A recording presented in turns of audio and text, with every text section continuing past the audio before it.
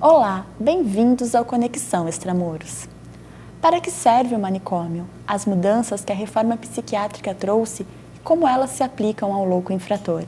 Para falar sobre o assunto, recebemos Haroldo Caetano, promotor de justiça do Ministério Público do Estado de Goiás. Para que serve, afinal, o manicômio?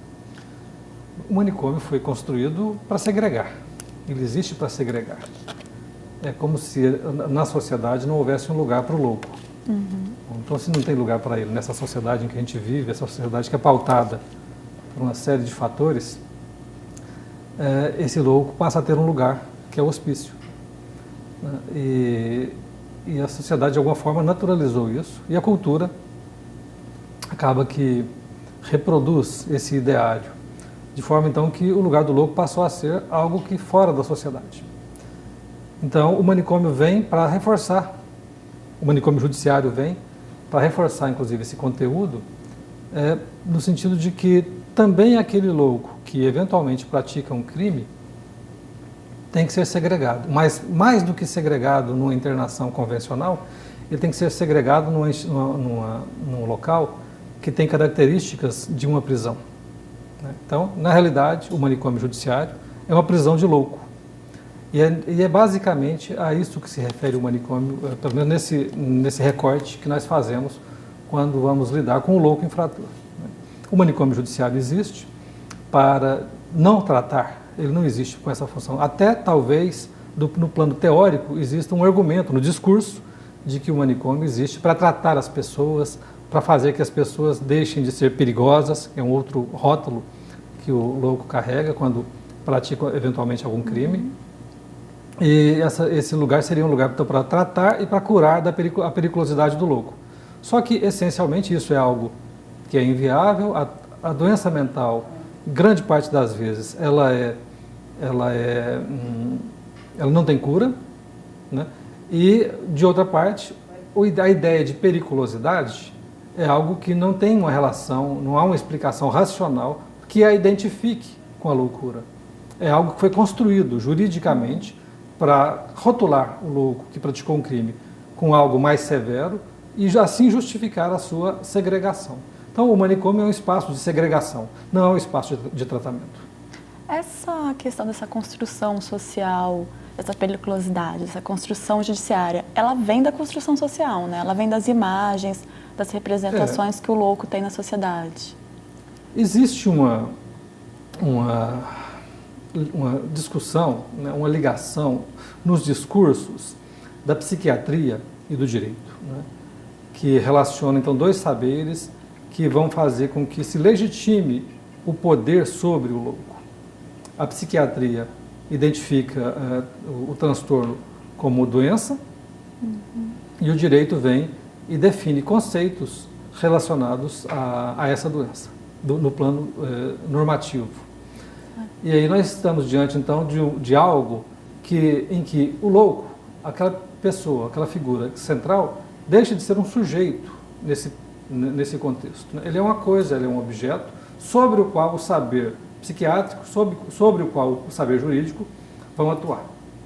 E assim, aquele homem que não é sujeito, ele passa a ser visto como algo perigoso. E a partir dessa rotulação, a partir dessa definição, você tem a legitimação de práticas, né? Principalmente a internação asilar em manicômio judiciário. E a experiência mostra, e são muitas as histórias Brasil afora, que pessoas passaram a vida toda em manicômios, internadas. Essa internação que, na verdade, é mais um eufemismo, né? Que na realidade o manicômio judiciário é uma prisão. Então essas pessoas passam, sim, muitas vezes em um aprisionamento perpétuo. Porque para sair de lá, aí é uma outra construção jurídica, esse sujeito, esse homem, esse louco, ele precisa passar por exames que têm a pretensão de diagnosticar a cessação da periculosidade. Ou seja, alguém vai dizer, uma equipe médica vai dizer que ele não é perigoso mais. Como se o manicômio fosse capaz de de extrair dele uma característica que, aliás, nem dele é, né? A periculosidade é muito mais um preconceito do que propriamente algo que possa ser racionalmente demonstrável. Loucura não tem nenhuma relação com periculosidade. Entretanto, essa amarração da psiquiatria com o jurídico permite essa ligação, que a princípio seria indevida, e esse sujeito, porque ele é doente, porque ele tem algum transtorno mental e não se cura desse transtorno mental, então ele vai ser o tempo todo rotulado como perigoso, porque a doença não cessou, então ele continua sendo perigoso. E assim, na prática, o que nós temos é a permanência de seres humanos em espaços, em depósitos de loucos, né, em prisões de loucos, enfim, por décadas, quando não, pela vida toda. E quais são as condições dessas prisões? Eu conheci alguns manicômios no Brasil. Aqui no Rio, em Niterói, em outros estados do Nordeste, também no Centro-Oeste, em São Paulo, conheci alguns lugares para onde são levadas essas pessoas, em medida de segurança, que é o termo técnico jurídico que se dá àquela sentença que foi aplicada ao louco que praticou um crime. Então, o homem que recebeu a medida de segurança, ele é levado para esse manicômio judiciário, que tecnicamente também tem o nome de hospital, Hospital de Custódia e Tratamento Psiquiátrico. Na prática, são prisões, né? A arquitetura é uma arquitetura prisional, as rotinas são rotinas prisionais, tem horários pré-determinados para dormir, tem horário de comer, tem horário de receber medicações. Há uma situação, eu vivenciei isso em algumas visitas que fiz, que você percebe que as pessoas, muitas delas, passam o dia todo dopadas, né, sob a contenção medicamentosa.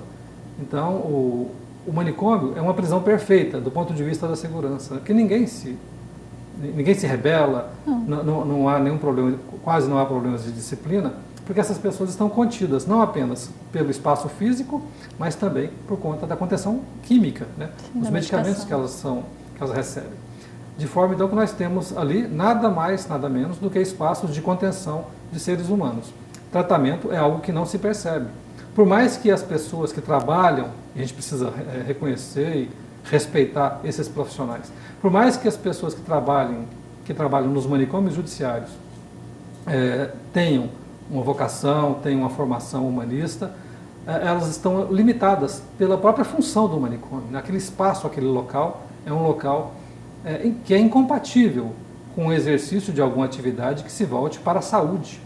Então, não é raro também que o adoecimento acometa também, eventualmente, pessoas que trabalham nessas equipes nos manicômios judiciários. Porque, de fato, é um espaço de muita violência contra o paciente, contra seus familiares, e eu vejo também como um espaço de violência contra as equipes que ali trabalham, porque não tem autonomia, nem sequer para alta hospitalar, né? Quem dá alta hospitalar por louco no manicômio não é médico, é o juiz. Mas o juiz tem essa capacidade? Pois é, a prerrogativa legal de desinternação ou de liberação condicional é algo que a lei penal coloca nas mãos do juiz. Então nós estamos diante de uma situação que é altamente contraditória, paradoxal, e que revela o quão estranho é esse espaço, né, que é o manicômio, que na prática, então, insisto, não passa de um lugar, de um depósito, de uma prisão de seres humanos que têm transtornos mentais. E esses manicômios judiciários, eles continuam a existir mesmo após a reforma psiquiátrica? A luta antimanicomial, né, já entrando aqui um pouco nessa matéria, ela tem, talvez, como uma das suas mais difíceis fronteiras, exatamente o manicômio judiciário. Porque os hospitais convencionais, os asilos de loucos, que nós sabemos, nós conhecemos na história, foram objeto de uma luta constante do movimento antimanicomial, que conseguiu, inclusive, a edição da Lei 10.216, de 2001, que é a Lei Antimanicomial. Só que essa lei ainda não chegou aos manicômios judiciários, né? Parece não ter chegado aos manicômios judiciários, como se ela não tivesse aplicação nesse espaço que ainda é relacionado em quase todo o país à ideia de justiça criminal, à ideia de punição e castigo. Então, agora, mais recentemente, é que esse movimento antimanicomial se volta para questionar os manicômios judiciários. E esse debate está muito vivo atualmente no Brasil todo. em que a grande maioria dos estados brasileiros convive com manicômios judiciários e que, ao mesmo tempo, convive também, e eu trago lá de Goiás uma experiência que é única no Brasil, no ponto de vista da política pública, que é uma proposta, uma política que vem simplesmente abolir a possibilidade de utilização do manicômio judiciário. É por isso que eu estou aqui, né? Eu sou promotor de justiça de Goiás, que está aqui no Rio de Janeiro, cursando psicologia, enfim, em nível de doutorado, para tentar produzir mais bases, inclusive, bases conceituais, para sustentar esse modelo que nós estamos fazendo funcionar em Goiás já há 10 anos. Então me conta um pouquinho, você já está há mais de 20 anos, né, trabalhando com isso em Goiás.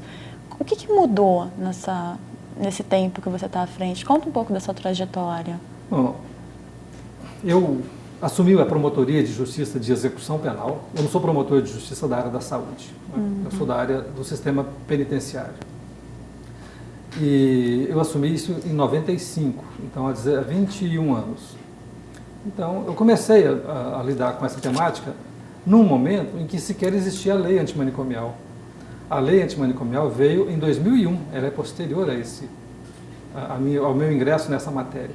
Então, eu vivenciei muito de perto graves problemas que haviam, no caso em Goiás, em relação ao louco infrator, porque nós não tínhamos manicômio judiciário. E naquela ocasião eu queria construir um manicômio judiciário, porque é o que a lei preconizava. Chegou a ser construído em Goiás um manicômio que, depois de pronto, acabou sendo embargado por mim mesmo. Eu promovi o embargo da utilização daquele espaço, e aquilo que seria um manicômio judiciário ainda hoje, passados 15 anos, ainda hoje lá em Goiás, o presídio de segurança máxima do estado de Goiás. Para você ver um pouco a concepção arquitetônica que se deu àquilo que deveria ser um hospital. Mas, enfim, não foi possível, então, utilizar esse manicômio, felizmente. E veio a lei antimanicomial e passou a proibir a internação asilar. E, desde um primeiro momento, eu compreendi que aquela lei tinha aplicação direta nessa matéria, que ela vetava a possibilidade de internação em manicômio judiciário. Então, passamos a trabalhar em Goiás com outra perspectiva, não mais para construir um outro manicômio, mas para simplesmente não utilizar mais manicômios.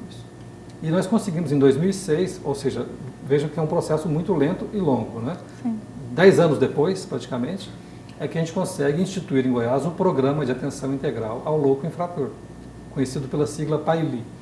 Em 2006, as instituições públicas que se envolvem com justiça criminal, com saúde pública, com sistema prisional, a gente chegou lá a um consenso e criamos então esse programa, no sentido de fazer com que a pessoa em medida de segurança, ou seja, o louco infrator que iria para manicômios judiciários, não mais vá para manicômios judiciários, e sim que seja recepcionado pela rede de atenção psicossocial, a RAPS.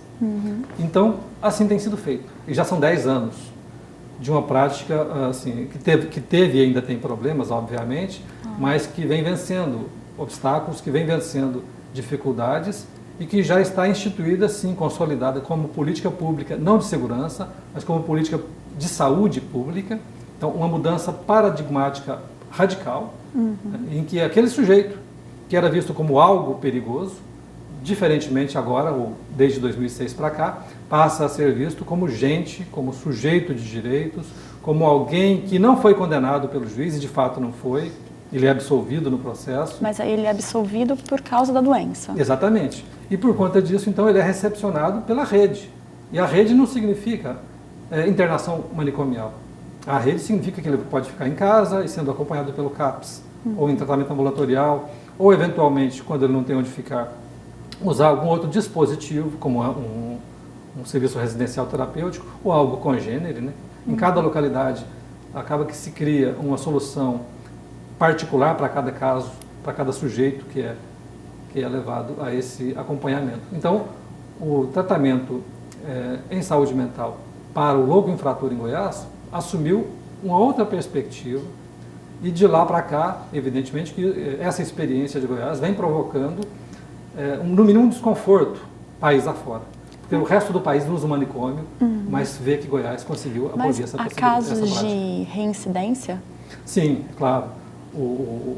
o acompanhamento em saúde mental não significa controle sobre as pessoas. Não é algo relacionado com segurança pública. O acompanhamento é algo da saúde pública.